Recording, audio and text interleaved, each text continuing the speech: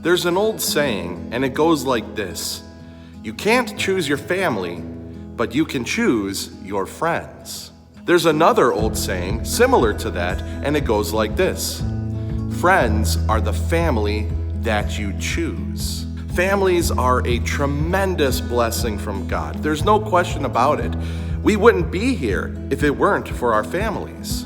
But sometimes the people we are closest with are our friends, and not necessarily our family members.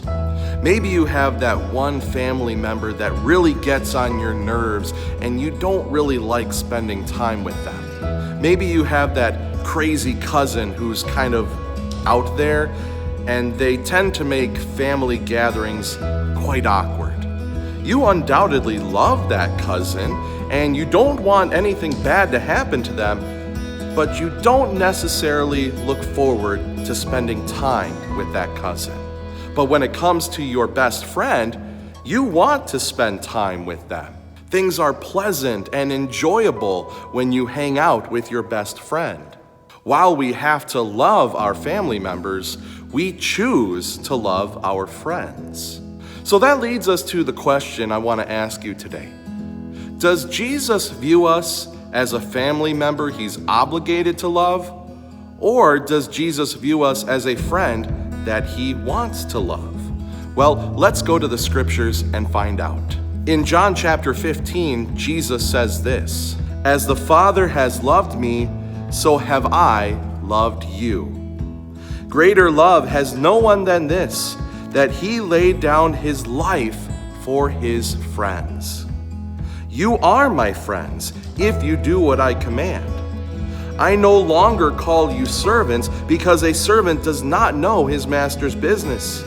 Instead, I have called you friends. For everything I learned from my Father, I have made known to you. You did not choose me, but I chose you." How amazing is that? The Almighty and Holy Son of God, Jesus Christ, considers us, sinners though we be, to be his friends.